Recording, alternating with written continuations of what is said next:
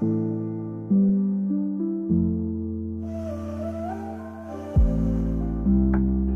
loob ng klinik, hindi makagalaw si Lyra. Para siyang napako sa upuan habang paulit-ulit na bumabalik sa utak niya ang sinabi ng doktor, kung gusto mo talagang magkaanak, huwag ka na maghintay na mas matagal. Para siyang nakalunok ng bato. 29 na siya. Hindi naman siya matanda. Pero bakit ganon? Bakit parang bigla siyang hinahabol ng oras? Bakit parang lahat ng desisyon na tinatakasan niya noon, sabay-sabay ngayong bumabalik at nagpapahirap sa paghinga niya? Paglabas niya ng klinik, malamig ang hangin pero pakiramdam niya naglalagablab ang dibdib niya sa kaba. Pinilit niyang maglakad ng normal pero nanginginig ang tuhod niya.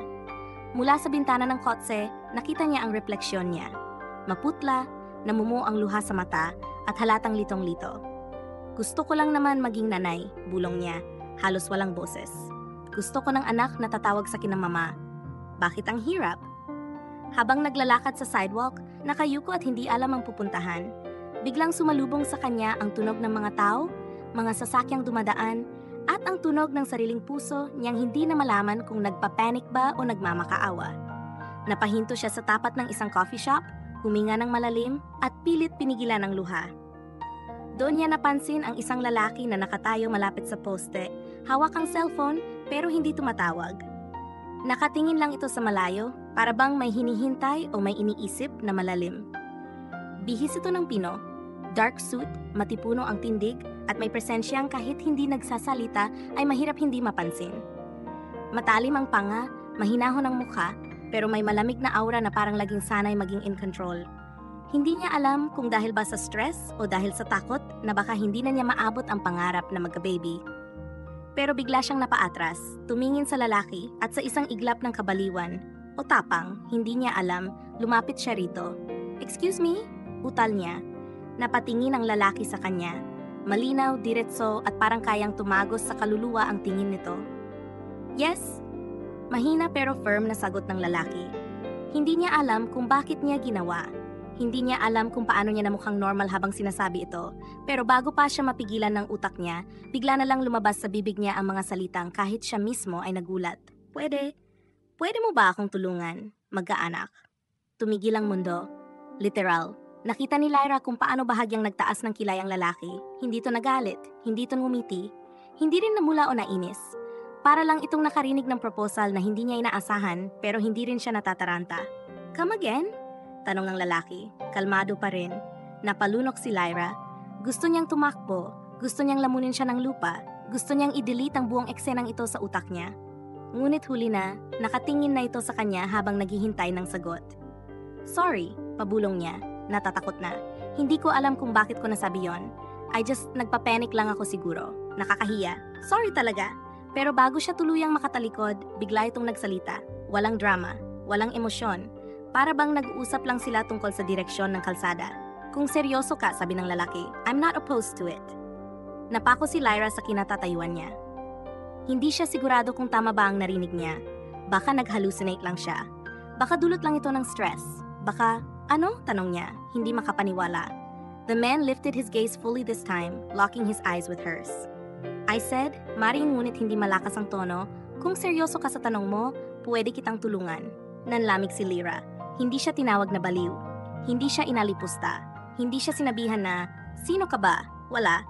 Instead, he spoke as if the idea wasn't insane at all. "Bakit?" Naguguluhan niyang tanong. Tulad din ng inaasahan niya, hindi pa rin nagbago ang ekspresyon ng lalaki. Pero sa boses nito, may lungkot na hindi niya maintindihan. "I need something in return," sagot niya. "Kapalit ng pagtulong ko sa'yo." Kinabahan si Lyra. Hindi dahil sa masama ang itsura ng lalaki, kundi dahil parang hindi ito tumutugma sa itsura niya. Wala sa mukha niya ang tipikal na lalaking naghahanap ng pabor. Mas mukha itong CEO kaysa lalaking papayag sa ganitong usapan. "Ano namang kapalit?" tanong niya, halos bulong. Pinagmasdan siya ng lalaki saglit bago marahang nagsalita. "Kailangan ko ng girlfriend, fake girlfriend, sa harap ng pamilya ko." Napanganga si Lyra. Fake girlfriend? Siya? At ang lalaking to? Impossible. Surreal. Parang eksena sa teleserye pero walang director na sisigaw ng cut. "Ako." Ulit niya, hindi pa rin makapaniwala. "Bakit ako?" Simple, sagot niya. Walang pag-aalinlangan. "Wala kang pakialam sa pera ko. Hindi mo ako kilala. At higit sa lahat, Bahagyang tumigil ang lalaki at tumingin sa kanya ng diretsahan. Desperado ka, at kailangan mo ako gaya ng pangangailangan ko sa'yo. Parang may malamig na hangin na dumaan sa batok ni Lyra. Hindi niya alam kung dapat ba siyang masaktan o natauhan. Pero totoo, hindi niya maitatanggi. Who are you? Mahina niyang tanong. Itinaas ng lalaki ang kamay, inilahad ito sa kanya. Kai! Walang apeliido, walang paliwanag. Isang pangalang simple pero mabigat pakinggan. At hindi niya alam kung ano ang mas nakakatakot. Ang katotohanang may estrangherong handang pumayag sa kabaliwan niya. O ang katotohanang kahit isang segundo pa lang silang nagtatagalog, nararamdaman niya nang hahatak siya ng lalaking ito papunta sa isang mundong hindi niya napaghandaan. Huling tanong, dagdag ni Kai, mababa ang tono. Gaano ka kaseryoso sa gusto mong magkaanak? Tumigil ang paghinga ni Lyra, tumigil ang ingay ng paligid, at sa unang pagkakataon, sinabi niya ang totoo, hindi para sa kanya, kundi para sa pangarap niyang nabuo mula pagkabata. Seryoso ako, pulong niya. Sobrang seryoso. At doon unti-unting umangat ang sulok ng labi ni Kai, hindi ngiti, pero isang ekspresyon na parang tanggap na niya ang lahat. Then let's talk, sabi niya. At simula ngayon, wala nang atrasan. At sa sandaling iyon, kahit hindi pa niya alam, nagsimula na ang pagpasok ni Lyra sa isang kasunduang babago sa buong buhay niya. At posibleng magwasak din nito. Hindi niya namalayan kung paano siya napasa kay sa kotse ni Kai. Parang nasa loob siya ng isang mahabang panaginip na hindi niya makontrol at tanging tibok ng puso niya ang nagbibigay ng senyales na gising pa siya. Tahimik si Kai habang nagmamaneho. Sobrang tahimik na parang wala silang naging kabaliwan, ilang minuto lang ang nakalipas. Samantalang si Lyra, halos maubos ang hininga niya sa kaba. Hindi niya alam kung paano nagsimula ang lahat, pero malinaw sa kanya na may puntong hindi na siya makaback out. Habang papalapit sila sa isang pribadong village, mas lalo siyang kinabahan. Hindi ito basta-basta. Ang mga bahay na dinadaanan nila, hindi bahay, kundi mansyon. Ilan may sariling fountain, ilan may private security. Halos malunod siya sa kaba. Saan ba talaga siya nadala nitong Kai na to? Pagharap nila sa isang malaking black iron gate na automatikong bumukas, napasinghap si Lyra. Ang dami niyang nakitang mansyon kanina, pero ibang level ito. Para itong isang estate na may sariling mundo, malawak ang garden, may pathway ng marmol, at sobrang laki ng lugar na wala kang ideya kung saan nagsisimula at saan nagtatapos. Dito ka nakatira? Halos pabulong niyang tanong. Yun lang ang sagot ni Kai, walang paliwanag. Habang lumalapit ang sasakyan sa mismong entrance, may mga tao nang nakaabang, 3 kasambahay at isang guard na nakabihis formal. Agad silang yumuko nang makita si Kai. Sanay na sanay ang lahat sa presensya niya. Pagbukas ng pinto ng driver, lumapit ang isang kasambahay at magalang na nagbukas ng pinto ni Lyra. Nanlamig ang kamay niya. Feeling niya mali lahat ng pangyayari. Baka dapat tumakbo siya. Pero bago pa siya makagalaw, may kamay na humawak sa likod ng baywang niya, si Kai. It's fine. Malamig ngunit mababang sabi nito. Just follow my lead. Pagpasok nila, hindi na tumibok ang puso ni Lyra, literal. Ang loob ng mansyon ay parang katas ng luxury magazine, marble floors, chandelier na parang bulaklak na gawa sa luha ng kristal, at isang napakalaking portrait ng isang maharlikang pamilya sa gitna ng hall. At doon, naroon.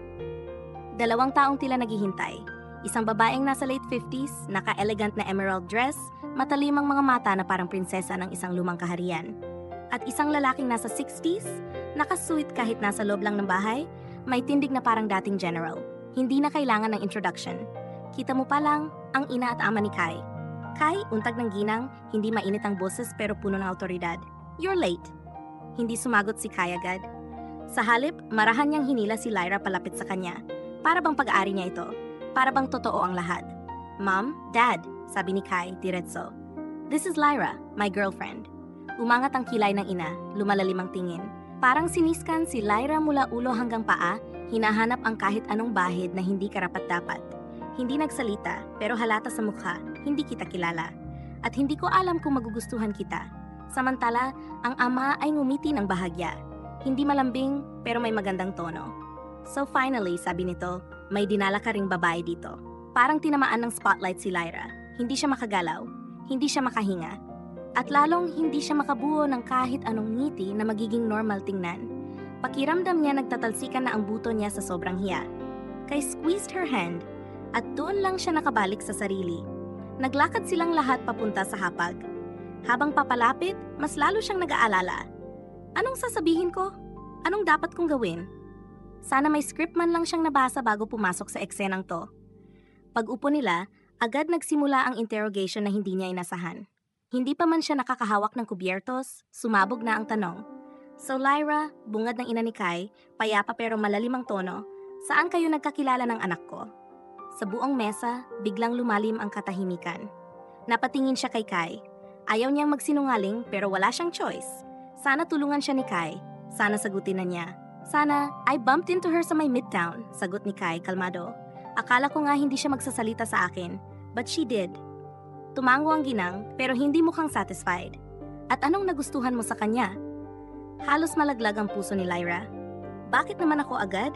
Tumingin si Kai sa kanya at sa unang pagkakataon, may kakaibang lumitaw sa mga mata niya. Parang lumambot, parang may ibig sabihin pero hindi niya ma-interpret.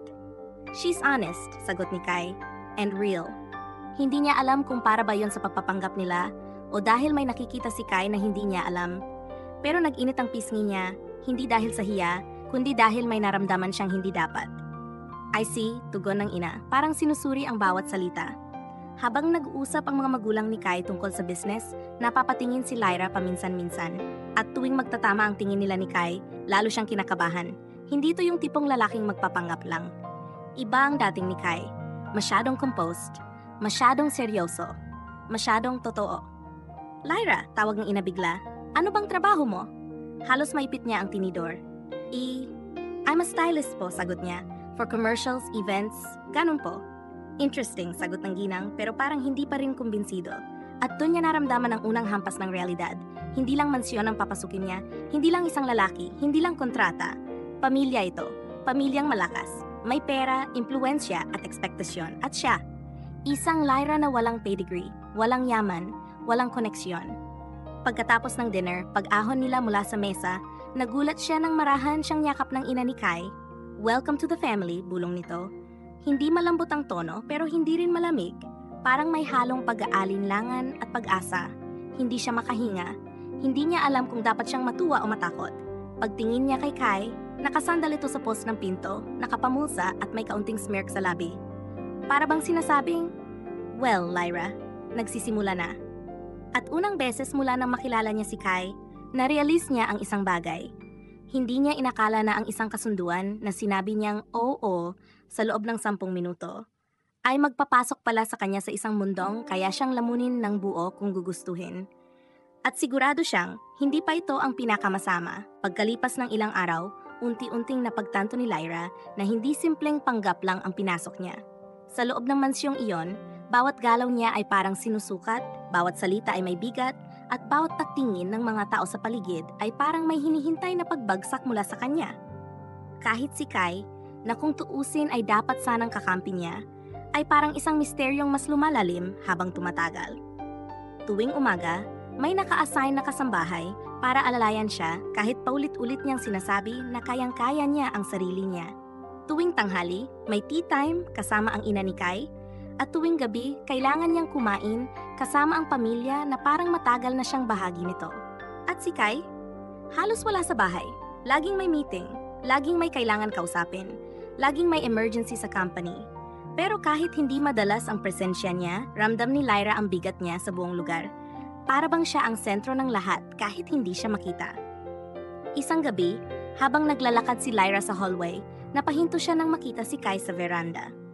Nakatalikod ito, naka-formal suit pa rin kahit gabi na, hawakang baso ng scotch at nakatingin sa malayo. Hindi niya alam kung bakit pero parang biglang humina ang loob niya. Hindi ka ba natutulog? Mahina niyang tanong mula sa pinto. Hindi tumingin si Kai. Hindi pa. Stress ka sa work? Sanay na ako ron. May pahapyaw na pagbuga ng hangin. Ikaw? You've been quiet these days. Napayo ko si Lyra. Nakakapagod lang. Yung magpanggap. Lalo sa harap ng parents mo. Saka lang humarap si Kai sa kanya. Mabagal, parang nag-iingat na baka mabasag ang katahimikan. You're doing well, sabi niya. Hindi niya alam kung bakit pero may kung anong tumusok sa dibdib niya sa simpleng papuri na iyon. Bihira si Kai magbigay ng kahit anong warmth. Kaya nang sabihin niya iyon, parang dumaan ang kuryente sa buong katawan niya. Lumapit si Kai dahan-dahan at tumigil sa harap niya. Hindi niya siya hinawakan. Pero sapat na ang distansyang iyon para bumilis ang tibok ng puso ni Lyra. You don't need to pressure yourself, sabi ni Kai, mababa ang boses. I'll handle the rest. Yeah, sagot niya mahina. Pero hindi naman pwedeng ikaw lagi. Ngumiti si Kai, yung tipong halos hindi mo akalain na kaya niyang ngumiti ng ganon. Hindi pilyo, hindi mayabang, malumanay. Parang saglit lang siyang naging tunay na tao. Kaya mo yan, sagot niya. You're stronger than you think. At may kung anong nag-init sa sikmura ni Lyra. Hindi dapat siya ganito. Hindi dapat siya naapektuhan. Hindi dapat siya nahuhulog. Sa mga sumunod na araw, mas lalo pang lumala ang sitwasyon. Sa mga event na pinupuntahan nila, kailangan nilang maghawak kamay, magyakap para sa pictures, magbulungan para kunwari ay sweet na sweet sa isa't isa. Noong una, halatang pilit si Lyra. Nanginginig ang kamay niya tuwing hahawakan ni Kai. Panay ang iwas niya ng tingin. Pero si Kai, walang effort. Natural. Parang sanay na sanay magpanggap na kasintahan siya. Relax. Bulong nito minsan habang papasok sila sa isang ballroom. Bumulong pa sa mismong tenga niya, dahilan para manghina ang tuhod niya. They'll believe it more if you act natural. Madali sa'yo sabihin, irap niya, pilit na nakangiti habang hinahawakan ang braso nito. Then look at me, sabi ni Kai. Napatingin si Lyra at doon siya tuluyang kinabahan. Dahil nang magtama ang tingin nila, hindi iyon tingin na pampanggap lang. May lalim, may bigat, may kung anong nagpapaikot ng sikmura niya. Kai, bulong niya. Pero nung humisi lang si Kai, yung ngiting parang alam niya nagkakagulo na ang loob niya. See? You're doing fine. At doon niya na-realize na may isang problema. Kung ito ang fake, paano pa kaya kung totoo? Mas naging komplikado pa ng isang gabi habang nasa kitchen si Lyra at nagluluto ng late snack dahil hindi siya makatulog. Pumasok si Kai walang suot na coat, nakabukas ang 2 baton ng polo at halatang pagod. Hindi ka pa natutulog?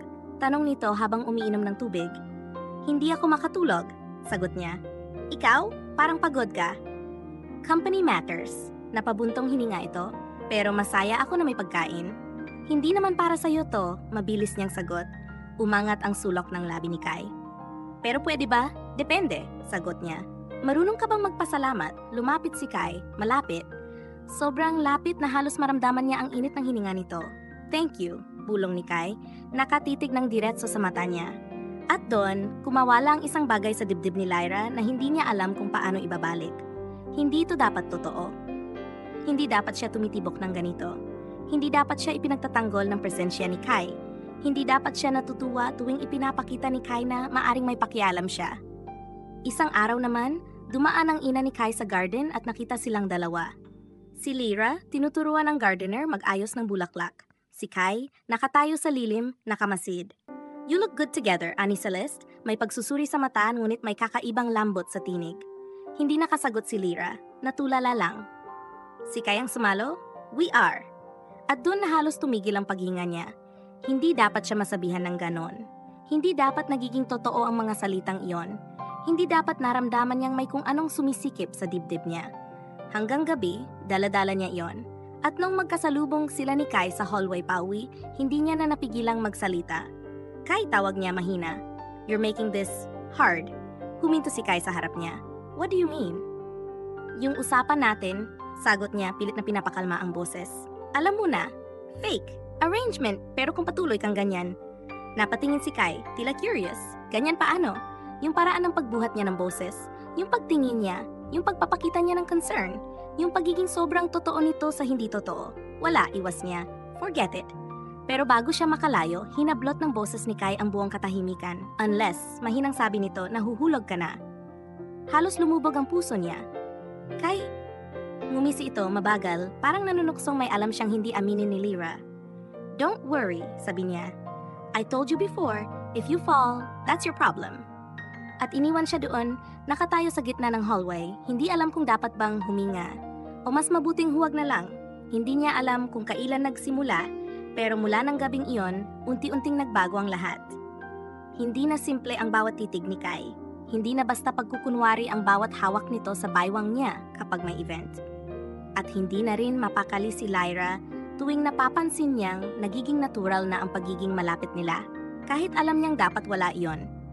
Pero habang lumalalim ang panggap nila sa public, may ibang bagay namang lumalakas sa loob ni Lyra, ang kutob na may hindi tama. Hindi dahil kay Kai mismo, kundi dahil sa mga tao sa paligid niya, lalo na sa kapatid nitong si Rhea. Si Rhea ang unang nagbigay ng babala. Isang hapon, nagkasalubong sila sa hallway. Naka-cross arms ito, nakasandal sa pader, at nakatitig kay Lyra na para bang nababasa ang kaluluwa niya. "You're brave," sabi nito, waring nagsusuri. "Ha?" Gulat na sagot ni Lyra. "You came into this house acting like you know what you're doing." Dagdag ni Rhea, hindi lumalambot ang tinig. "Pero hindi mo kilala si Kai." Nag-init ang batok ni Lyra. "Hindi ko sinasabing kilala ko siya." "Exactly." Umusog ito palapit. "Kaya hindi mo rin alam kung anong pinapasok mo." Saglit siyang natigilan. May lungkot sa boses ng babae. Hindi galit, hindi inggit. Parang pagod, parang takot. At bago pa siya makapagtanong ng bakit, tumalikod na si Rhea at iniwan siya sa gitna ng tila nagbabagang hallway. Simula noon, mas naging sensitive si Lyra sa mga nangyayari sa mansyon. Isang beses, nakita niya ang ina ni Kai, si Celeste, na may hawak na lumang envelope. Nang mapansin siyang nakatingin, mabilis itong isinuksok. Ngumiti ang ginang, pero hindi umabot sa mga mata ang ngiting iyon. "Lyra, may kailangan ka ba?" tanong nito. "Wala po, Mami Celeste. Napadaan lang." "Good." Tumango ang ginang. "Just enjoy your stay. And always remember, we only want what's best for the family." Hindi yun babala. Pero pakiramdam ni Lyra, iyon ay isang papader na itinayo sa pagitan nila. Sa mga gabing hindi makatulog si Lyra, rinig niya ang yabag ni Kai na naglalakad sa veranda. Laging mag-isa, laging nakatitig sa dilim, laging puno ng kung anong sakit na hindi niya maabot. Isang beses, naglakas loob siyang lapitan nito. "Kai?" Mahinang tawag niya. Hindi tumingin ang lalaki. "You should be sleeping." "Hindi ako makatulog." Saglit itong nagbuntong hininga bago nagsalita. "I don't sleep much." "Bakit?" Tahimik si Kai ng ilang segundo bago sumagot. "Some nights, I remember things I shouldn't." Nagtagal ang tingin ni Lyra sa mukha niya. May lungkot, may bigat, may sakuna. At doon, nagsimulang sumulpot ang tanong sa isip niya. Ano bang pinagdaanan ni Kai? Kinabukasan habang naglalakad si Lyra sa hallway, napatingin siya sa isang pinto na laging nakasara. Walang lock sa labas pero kahit anong gawin niya, hindi ito basta bumubukas. Isang beses, sinubukan niyang hawakan ang doorknob, pero biglang lumabas si Celeste mula sa kabilang hallway. "Lyra," malamig na tawag nito, "that room is off limits." Nagulat si Lyra at agad inalis ang kamay niya. "Sorry po, hindi ko alam." Hindi kumurap ang ginang, ngunit may kung anong matalas sa mga mata nito. Kung hindi sinasabi, siguradong may dahilan. Huwag mong subukan ulitin. At naglakad ito palayo, marangal pero mabigat. Naiwan si Lyra, nanginginig. Hindi yon basta kwarto, alam niya iyon. May tinatago ron. Isang bagay na ayaw ng pamilya ni Kai na malaman niya. At noong gabing iyon, hindi na niya napigilan ang sarili. Habang mahimbing ang buong mansyon, marahan siyang naglakad papunta sa silid na iyon. Pinakinggan niya ang bawat tunog, bawat huni ng hangin, bawat kaluskos mula sa gwardiya sa labas. Pagharap niya sa pinto, huminga siya ng malalim. At sa gulat niya, hindi nakalock. Dahan-dahan niya itong binuksan. At nang buksan niya ang ilaw, unti-unting lumabas ang mga bagay na ayaw niyang makita. Isang kwarto na halatang inalagaan pero hindi na nagagalaw. Mga larawan sa dingding ng isang babaeng hindi niya kilala, pero halos kamukha niya. Mga sulat, mga sketch, mga polaroid, mga bulaklak na pinatuyo. Isang lumang kwintas. Isang punit na card na may pangalan, Arya. At ang pagkabigla niya ay hindi sapat para ilarawan ang naramdaman niya. Dahan-dahan niyang inilapit ang sarili sa isa pang sulok ng kwarto at doon niya nakita ang masakit na katotohanan. Isang framed photo ni Kai at Arya, magkahawak kamay, nakangiti at sobrang saya. Napaupo si Lyra sa sahig, nanginginig ang buong katawan. Hindi siya handa sa nakita. Hindi niya akalaing may babae palang minahal si Kai. Hindi niya akalaing may babaeng kapareho niya ang mukha. At higit sa lahat, hindi niya akalaing patay na ito. Nakita niya ang death notice sa isang envelope. Hindi aksidente. Hindi sakit. May nakasulat, "Due to stress and emotional trauma inflicted by disapproval," hindi niya nabasa ang kabuuan. Nanginginig na ang kamay niya. Naunawaan niya ang hindi sinasabi. Pinulbos ng pamilya ang babae. At si Kai ay nagluksa ng tahimik. Hindi niya alam kung gaano siya katagal na nakatulala roon, pero nagulat siya nang biglang marinig ang tinig. "Dapat hindi ka pumasok dito." Nanigas ang buong katawan niya. Si Celeste. Nakatingin ito sa kanya, hindi galit pero seryoso, malalim at parang may bigat ang bawat salita. "Hindi mo alam ang kasaysayan," mahinang sabi ng ginang, "at hindi mo dapat pilitin alamin." "Mami Celeste?" nautal na sabi ni Lyra. "Sino si Arya?" Hindi sumagot agad ang ginang. Tumikim lamang ito bago marahang magsalita. She loved my son more than anything. Pero dahil sa pagmamahal na iyon, halos masira ang buhay ni Kai. Nagtagal ang tingin nito kay Lyra. At ayokong mangyari iyon ulit. Totoo ba? Kamukha ko siya? Mahina niyang tanong. Hindi lang kamukha, sagot ni Celeste. Halos ikaw rin. At doon, parang may sumaksak sa puso ni Lyra. Ayoko ng history repeating itself, dagdag ni Celeste. Kung may natatalong tao sa larong ito, laging babae. Kaya sinasabi ko sa'yo, Lyra, umalis ka na habang kaya mo pa. At umalis ito, hindi na lumingon. Naiwan si Lyra sa gitna ng kwarto, luhaan, at para bang unti-unting nagigising sa bangungot. Pero alam niyang hindi siya makakaalis nang hindi tinatanong ang isa pang tao, si Kai. That night, naghintay siya sa veranda. Hindi natulog, hindi gumalaw. Nang makita niyang papalapit si Kai, agad siyang tumayo. Kai, mahinang tawag niya, pero puno ng puwersa. We need to talk. Tumingin si Kai sa kanya, at sa unang pagkataon, may kaba sa mata nito. Lyra, ano ako sa'yo? Putol niya agad. Kapalit? Pagpapanggap? O kahalili? Lumingon si Kai, parang pinipigilan ang sarili. Hindi mo dapat nakita yon. Pero nakita ko na. Halos pasigaw niya, nanginginig ang boses. Kaya sagutin mo ko, pinalit mo ba ako kay Arya? Isang mahabang katahimikan, hanggang sa dahan-dahan muling humarap si Kai sa kanya. At ang sagot niya ay hindi galit, kundi isang piraso ng sakit na matagal na nitong tinatago. Hindi kita pinalit sa kahit sino, sabi niya, mababa ang tono. Pero oo, you look like her. Naluha si Lyra. Kaya mo ako pinili, sabi niya, pasag ang boses, dahil kamukha ko siya. Hindi sumagot si Kai, at sa katahimikang iyon, sapat na ang lahat. Nagkamali ako, bulong niya. Akala ko kaya akong pumayag na fake lang tayo, pero hindi ko kayang maging anino ng isang babaeng mahal mo. Tinalikuran niya si Kai bago pa siya tuluyang bumagsak sa sahig sa sakit. At sa unang pagkakataon mula nang magka-proposal sila, narinig niyang tumawag si Kai, may puwersa at lungkot. Lyra, wait, pero hindi na siya lumingon. Hindi niya kailanman gustong maranasan na mahalin dahil kamukha siya ng ibang tao. At ngayon, iyon mismo ang nangyari. Sa gabing iyon, tuluyang nabasag ang ilusyon. At unang beses sa buhay ni Lyra, hindi lang puso niya ang nasaktan.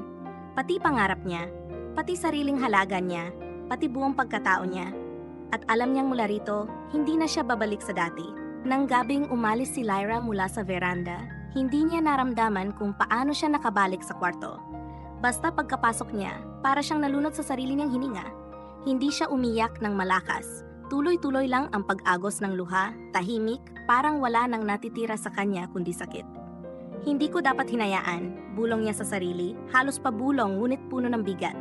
Hindi ko dapat pinakadikit ang loob ko. Pero paano mo pipigilan ang puso mo kung matagal na itong tumatalon sa lahat ng pinapakita ni Kai? Paano ka magpapatatag kung ang taong dapat ay fake lang? Ay nagmukhang totoo, nagparamdam ng totoo at nagbigay ng init na hindi na niya matandaan kung kailan huling nakita.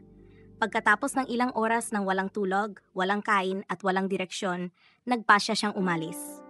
Hindi niya kayang humarap kina Celeste. Hindi niya kayang makita si Kai. Hindi niya kayang huminga sa mansyong iyon na punong-puno ng anino ni Arya. Maaga pa lang, dala ang maliit niyang bag, umalis siya nang hindi nagpaalam sa kahit sino. Pagdating niya sa apartment ng kaibigan niyang si Juno, halos bumigay ang katawan niya. Pagkapasok niya, agad siyang niyakap nito nang makita ang itsura niya. Lyra, my God, what happened? Tanong ni Juno. Wala siyang masabi. Umiyak lang siya. Umiyak ng parang ilang taong nakaipon. Naiyak si Juno, pero hindi na nagtanong. Hinayaan siyang pumatak ang lahat hanggang sa mapagod siya. Kinabukasan, habang nakahiga sa sofa, hawak niya ang envelope ng pregnancy test na binili niya nang umalis siya. Hindi niya alam kung anong papalit sa kanya kapag nagkaroon siya ng lakas para gawin iyon. Takot, pag-asa, kaba, pagsisisi, pero kailangan. Sa banyo, nanginginig ang kamay niya habang hinihintay ang resulta. 3 minuto. 3 minutong parang 3 oras. Nang lumabas ang 2 linya, bumagsak siya sa sahig. Hindi dahil sa galit, hindi dahil sa takot, kundi dahil sa totoo. Ito ang pinangarap niya, ito ang ninasa niya saan mang paraan. At ngayon, nangyari. Pero hindi niya alam kung paano haharapin si Kai. Dahil paano kung mas lalo lang siyang masasaktan? Paano kung ang gusto lang nito ay ang bata, hindi siya? Habang hawak niya ang pregnancy test, nag-ring ang phone niya. Hindi niya sinagot. Tumawag ulit. Hindi niya sinagot. Paulit-ulit. Pagtingin niya, pangalan ni Kai. Hindi niya kaya. Hindi pa. Habang abala si Lyra sa pagtatago at pag-iwas, ibang bagyo ang nangyari sa mansyon. Nabalita sa media ang litrato ni Kai at Lyra, pero may twist. May headline, Lyra, the woman using Kai's wealth? Insider claims she's after money. Fake news, manipulated photos. Sino pa ba ang may kakayahang magpaikot nito kung hindi ang pamilya? At nang malaman iyon ni Kai, halos mabasag ang telepono sa lakas ng pagkakahagis niya. Who did this? Maring tanong niya sa assistant. Abnormal activity sa PR team natin, sir. Pero mukhang may pumwersa. Kunin niyo lahat ng source. Ngayon. Pero bago pa maalis ang assistant, lumabas si Celeste mula sa study room. Don't bother. Malumanay pero malamig na sabi nito. Ako ang nagpaikot niyan. Napatigil si Kai. Ang galit sa mukha niya ay hindi niya kailanman pinakita kahit kanino. Why? Maring tanong niya. Lumapit si Celeste, hindi natitinag. Because she's not good for you, and history won't repeat itself. Pikit sara ang mata ni Kai, napakuyam ang kamao, pero nang magsalita siya, mahina pero mabigat. You hurt her. I saved you. You destroyed her. And I will do it again if it means protecting you. Matagal bago nagsalita si Kai muli, pero nung nagsalita siya, basag. She's pregnant. Nabura ang lahat ng kulay sa mukha ni Celeste, at sa unang pagkakataon, hindi niya alam ang sagot. Kinabukasan, walang abiso, walang signal, walang warning, dumating si Kai sa apartment ni Juno. Hindi alam ni Lyra kung paano siya nito nahanap, pero nang bumukas ang pinto at tumambad si Kai, halata mong wala itong tulog, namamaga ang mata, magulo ang buhok. Ngayon lang niya itong nakita ng ganito. Pagkakita nito kay Lyra, agad lumambot ang mata niya. Lyra, tawag nito, mahina pero puno ng sakit. Please, let's talk. Hindi gumalaw si Lyra, ayaw niya. Gusto niya, natatakot siya, umaasa siya. Nagsusumigaw ang puso niya at ulo niya ng sabay. Kai, wag na, bulong niya. Lumapit ito isang hakbang. Hindi ako alis hanggat hindi mo sinasabi sa akin ang totoo. Totoo na yon, sagot niya, umiwas ng tingin. Umalis ako, tapos na. Hindi gumalaw si Kai, parang natamaan sa puso, pero hindi siya umatras. No, sagot niya, mababa. Hindi pa tapos. Lumapit pa ito, mas malapit at doon na tumulo ang luha ni Lyra. Kai, please, anong ikinakatakot mo? Bulong ni Kai, halos namamaos. Na? Baka gusto mo lang ang bata, humihikping sagot niya. Saglit na natahimik si Kai, at sa halip na sumagot ng galit, ng paliwanag ng kahit anong salita, dahan-dahan niyang nilapit ang kamay niya sa pisngi ni Lyra at pinunasan ang luha nito. I want you, sabi niya, halos pabulong. Not because you look like her, not because of the baby, but because it's you. Napasinghap si Lyra, hindi niya kayang tumingin.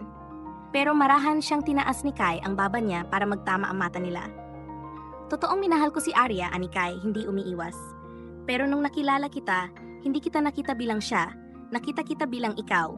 Ikaw ang nagpabuhay sa akin ulit. Ikaw ang nagpangiti sa akin nang hindi ko sinasadya. Ikaw, Lyra. Tuluyang bumigay si Lyra. Bumagsak ang luha niya, mas malakas, mas mabilis. At kahit nanginginig ang kamay niya, inabot niya ang bag sa gilid at inilabas ang pregnancy test. Nang makita iyon ni Kai, napatigil siya. Para siyang natamaan ng kidlat. Nanggigilid ang luha sa mata niya, unang beses na nakita ni Lyra. Kai, buntis ako, bulong niya. Hindi gumalaw si Kai sa loob ng 2 segundo, 3 segundo, 4, hanggang sa dahan-dahang lumuhod ito sa harap niya, hawak ang kamay niya at itinampi ang noo sa tiyan niya. Thank you, bulong ni Kai, halos nanginginig ang boses. Thank you for not giving up on us. At dun, kahit hindi pa nila alam kung paano kakalabanin ng pamilya, ang media, ang nakaraan ni Kai at ang takot ni Lyra, alam nilang hindi sila mag-isa. Hindi pa tapos ang laban, hindi pa tapos ang mga unos. Pero para kay Lyra, unang beses niyang naramdaman ng isang bagay na hindi niya naranasan kahit kanino. Pagpipili, pagyakap, pagkakaroon. At alam niya, kahit gaano kagulo, ito ang simula ng totoong kwento nila. Hindi na peke, hindi na papel, hindi na kapalit, kundi 2 taong sabay nahaharap sa mundo kahit sumabog pa ito sa harap nila. At sa gitna ng yakapan nila, bulong ni Kai, sobrang hina pero sapat para maging pangako. Hindi na kita pakakawalan. Hindi alam ni Lyra kung gaano siya katagal na nakayakap kay Kai. Para siyang lantang dahon na sa wakas ay may sumalo. Ngunit kahit ramdam niya ang bigat at init ng braso ni Kai, hindi pa rin nawawala ang takot sa dibdib niya. Dahil alam niyang sa labas ng sandaling iyon, isang bagyo ang naghihintay. Habang nakaakap si Kai sa kanya, naramdaman ni Lyra ang unti-unting pagkapit nito sa likod niya. Parang natatakot itong wala siya muli. Lyra, mahina ngunit puno ng pagmamakaing sabi niya, please don't leave me again. Hindi ko kakayanin kung mawala ka ng ganon. Napakagat-labi si Lyra. Hindi niya kayang sagutin iyon agad. Dahil may pagmamahal sa puso niya, pero may sugat rin. At ang sugat na iyon, hindi madaling pagalingin. Sa halip, dahan-dahan niyang iginalaw ang kamay at hinaplos ang buhok ni Kai. Ayos lang, bulong niya. Hindi na ako alis ngayon. Hindi na. Pero sa loob niya, may boses na nagsasabing, hindi magiging madali ang lahat. At hindi siya nagkamali. Sa sumunod na araw, nagising si Lyra sa kibot ng paggalaw ni Kai sa gilid niya. Nakahiga siya sa sofa, nakadantay sa balikat ni Kai, habang si Kai naman ay nakaupo pa rin, nakayuko, hawak-hawak ang kamay niya na parang hindi natulog buong gabi. Kai? Mahina niyang tanong habang dumidilat. Nag-angat ng tingin si Kai. Namumugto pa ang mata. Halata ang pagod. Good morning, aniya, pilit ngumiti. Sorry, hindi ako umalis. Gusto kong bantayan ka. Hindi naman ako mawawala habang natutulog ka, natatawang sagot ni Lyra. Ngumiti si Kai, pero halatang bagsak ang katawan. At doon, tumama kay Lyra ang saksak ng guilt dahil hindi niya ito kailanman nakita ng ganito kahina. Pinunasan niya ang pisngi ni Kai. Tap, natulog ka. I tried, sagot ni Kai. Pero natatakot ako na pagdilat ko, wala ka na. Umikting ang puso ni Lyra, Kai. Pero bago pa siya makapagsalita, biglang may kumatok ng malakas sa pintuan. Tok, tok, tok. Napatayo si Lyra mula sa sofa, kinakabahan. Si Kai naman agad lumapit sa pinto, parang alam na niya kung sino iyon. Pagbukas niya, bumungad ang malalamig na mata ni Celeste. Kailangan natin mag-usap, maring sabi ng ginang. Hindi man lang tumingin kay Lyra, at sa presensyang iyon, biglang bumalik ang lahat ng takot sa dibdib ni Lyra, parang binura lahat ng kagabi. Kai stiffened. Mom, not now. Kung hindi ngayon, kailan? Sagot ni Celeste. You left the house. You left the board meeting. You caused chaos in the company because of a woman. Mom, putol ni Kai, matalim ang tinig. Don't talk like she's not here. Tumingin si Celeste kay Lyra. Walang emosyon, parang hinuhusgahan siya mula loob hanggang labas. Then let her listen, sagot niya malamig. Pumasok siya ng hindi inaanyayahan, tumiretso sa gitna ng sala at humarap kay Lyra. Ang bigat ng tingin ng ginang ay parang ipinaparamdam sa kanya na wala siyang karapatang naroon. Pinilit ni Lyra tumayo ng tuwid. Mom, simula ni Kai. Pero tinaas ng ginang ang kamay. Kai, let me speak. Huminga ng malalim si Celeste bago tumingin kay Lyra. Kung buntis ka man talaga, then congratulations. Hindi niya iyon sinabi dahil masaya. Sinabi niya iyon dahil kinakalkula niya. But if you think that child will guarantee your place beside my son, you're wrong. Nanigas ang buong katawan ni Lyra. Mommy Celeste, hindi ko naman inaangkin si. Then good, putol ng ginang, tumatalim ang boses. Kasi hindi ka dapat umangkin, hindi ka dapat umasa. Hindi ka dapat umasa na magiging bahagi ka ng pamilyang to. Kailan ka titigil? Singit ni Kai. Pinipigilan ng sarili. Mom, this needs to stop. Ito ang unang beses na nakita ni Lyra si Kai na halos sumabog sa galit. Hindi dahil sa trabaho, hindi dahil sa press, kundi dahil sa kanya. Lumingon si Celeste kay Kai, mabagal pero matatag. Kai, ani niya, boses puno ng bigat. Your last relationship almost destroyed you. Almost destroyed this family. Hindi ko hahayaang maulit yon. Hindi ko hahayaang may isang babaeng gagamitin ang mukha ng anak ko para umangat. Parang tinusok ang puso ni Lyra. Hindi ko siya ginagamit, sagot niya, nanginginig ang tinig. Hindi? Ngiti ni Celeste na parang hindi natutuwa. Pumasok ka sa buhay niya, sa bahay namin, nagpanggap kayong magkasintahan, at ngayon nagbuntis. Hindi alam ni Lyra bakit, pero doon siya nakaramdam ng pagputok. Hindi ako nagpunta sa buhay ni Kai para stan siya. Sigaw niya may luha. At hindi ko pinlano ang kahit anong nangyari. Wala kayong alam sa gusto ko, sa pinagdaanan ko sa sakit ko. Napatigil si Celeste. Hindi dahil naawa, kundi dahil nagulat na may tapang si Lyra. Lumapit si Lyra, hindi tumitiklop, hindi ko ginusto maging kapalit ni Arya. At kung may kasalanan man ako, iyon ay hinayaan kong mahalin ko si Kai nang hindi ko pinaplano. Kumuyom ang palad niya. At kung ayaw niyo sa akin, fine, hindi ko kailangan ng approval niyo. Pero hindi ko hayaang marinig ng anak ko ang kahit anong pangmamaliit mula sa inyo. Tahimik ang buong sala. Pati si Kai, nakatitig kay Lyra na parang ngayon niya lang talaga nakita kung gaano ito kalakas. Dahan-dahang lumingon si Celeste kay Kai. She's stronger than Arya, bulong niya. Hindi niya alam kung insulto o pag-amin. Nag-angat ng baba si Lyra, hindi nagpapatinag. Mas mabuti pa po kung aalis na lang kami rito, dagdag niya diretsahan. Hindi namin kailangan ng pangalan nyo, kayamanan nyo, o proteksyon nyo. Kaya ko siyang buhayin. Kaya ko ang anak namin. Isa yon sa mga salitang hindi mo akalain na kayang sambitin ni Lyra, pero lumabas yon buo, walang pag-aalinlangan. At doon, lumalim ang tingin ni Kai sa kanya. Kinagabihan, matapos umalis si Celeste nang walang sinabi, naupo si Kai sa tabi ni Lyra sa sofa. Tahimik sila, pero mabigat ang hangin. Kai, bungad ni Lyra, halos pabulong, mas mabuti sigurong lumayo tayo. Bigla siyang tumingin kay Lyra. No, Kai. No, Lyra. Umiling siya. Hindi ako aalis. Hindi tayo alis. I won't run away from my family. Not again. Tingin mo ba titigil si Celeste? Tanong ni Lyra, may pag-aalinlangan. Hindi. Ulitin at uulitin niya iyon hanggang mawasak tayo. Sige, sagot ni Kai diretso. Hayaan mo siyang subukan, pero hindi na ako bata. Hindi na ako sunod-sunuran sa gusto nila. At may kakaibang apoy sa boses ni Kai. In fact, dagdag niya, kung kailangan kong bitawan ang kumpanya para protektahan kayo, huwag mong sabihin yon, putol ni Lyra, nanlaki ang mata. Kai, hindi ko kailanman hihilingin na piliin mo kami kaysa sa pamilya mo. Hindi ako pupunta rito para magpagulo ng buhay mo. Pero ginawa mo na, sabi ni Kai, humihinga ng malalim. At ayokong itama iyon, ayokong iwasan iyon. At dahan-dahan niyang hinawakan ang mukha ni Lyra, tinitingnan nito na parang siya lang ang mundo. Hindi ako nagmamahal dahil kailangan, sabi niya. Nagmamahal ako dahil gusto ko, at gusto kitang piliin araw-araw kahit ilang beses pa tayong guluhin ng iba. Nanginig ang labi ni Lyra. Kai, hindi ko alam kung sapat ako para sa buhay mo. He smirked, but gently. You're not enough, sagot niya. Natigil ang puso ni Lyra. Pero bago siya makagalaw, dinugtungan ni Kai. You're more than enough. At doon, tuluyang bumigay ang luha niya. Ilang araw ang lumipas at unti-unti nilang inayos ang mga problema. Walang araw na hindi may bagong issue sa media. Walang araw na hindi sinusubukang impluensyahan si Kai ng board o sundan si Lyra ng mga paparazzi. At habang tumitindi ang pressure, mas lalo silang nagdidikit, parang dalawang tao na sabay-sabay lumalangoy sa gitna ng unos. Isang gabi, habang nakahiga si Lyra, dahan-dahang lumapit si Kai at hinawakan ang tiyan niya. Hindi malalim, hindi mabilis, kundi maingat para may takot na baka mabasag ang lahat. Hi! Bulong niya, halos pabulong na parang kausap ang hangin. I'm your dad. Napangiti si Lyra, tumulo ang luha sa tahimik na sandali. Hindi ka pa man ipinapanganak. Mahal na kita, dagdag ni Kai. At sa unang pagkakataon, nakita ni Lyra ang lalaking dati parang yelo. Ngayon ay naglalagablab sa dami ng emosyon, pero hindi nagtatapos doon. Dahil nang sumunod na araw, dumating ang isang tao na hindi nila inaasahan. Si Damien, ang ama ni Kai. Tahimik itong pumasok sa apartment, hindi kasama ang asawa, at humarap sa kanilang dalawa. Kai? Ani Damien? Seryosong boses.